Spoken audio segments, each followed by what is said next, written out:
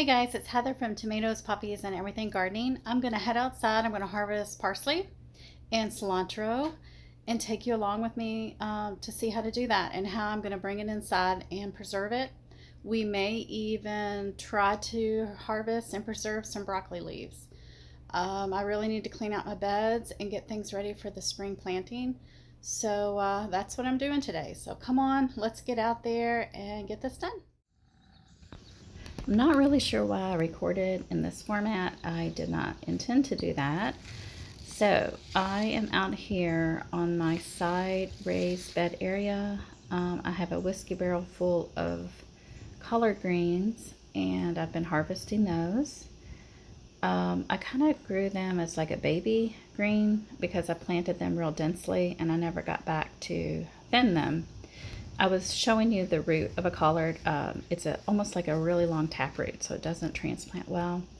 In this moment, I'm getting ready to see something for the first time, and I'm very happy about it. Look, I have my first harvestable Kohlrabi ever. I have tried 5 or 6 times, 5 or 6 seasons, never success. I was so excited to see that. I'll give it a couple more days, and then we're going to harvest it, eat it. I did take all these leaves off of this broccoli. And there's another image of my proud little Kohlrabi. Found 2 strawberries while I was hunting through the collards on the ground. I did drop up seed packets. I had quite a few on the ground. Right now I'm back in my raised bed area. I was thinking about taking these leaves from this Brussels sprout, but I decided not to. Here I'm checking to see if there's any signs of bolting or flowering.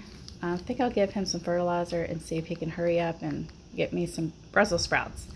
I did get some tomatoes planted the other day in that bed. You can see that first one there on the left corner looked a little rough. I may have to swap another start in there.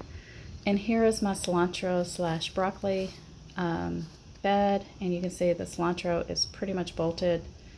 I did take this broccoli and you can see it does have the pattern of flowering beginning. And so I went ahead and broke that off, ate it, took all the leaves. The leaves are gorgeous. I am shocked by the non-holy leaves this spring. Here's another image so I could show you up close. I did get 2 big bins full of collards and broccoli leaves, and then I was able to find some cilantro, so I do have a big batch there. I went back later that evening on the back deck to check the green stalks. You can see my cilantro is completely flowered, and it is a beautiful flower. Pollinators love it. Right now I'm checking the parsley, and I waited too long. I wish I had done this when I said I was going to do it when I recorded that video, because now I've got my parsley bolting and it will produce a flower very soon, which I'm trying to show that to you. So I took a few sprigs just to take them in, clean them, and try.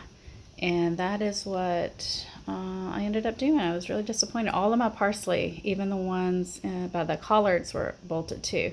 So I rinsed my cilantro really well, put it on a towel to dry. I brought in a few sprigs of the parsley from the one that was trying to bolt, and I did try a pinch. It was really tough and kind of bitter, so I probably am not going to process and store the parsley, which would have been great because I always run out of dried parsley. So I think I'll just plant some more and try again. I've had my cilantro drying for, I don't know, 4 hours or so. I'm going to take the towel off now and let it get a little air. And then what I'm going to do is just pulse it with a little olive oil and like a food processor and or blender.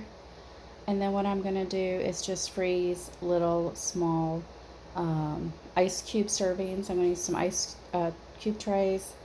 Freeze it. Once they're frozen, I'll just pop them into like a freezer bag, and then that should be good, you know, for 6+ months in the freezer for recipes.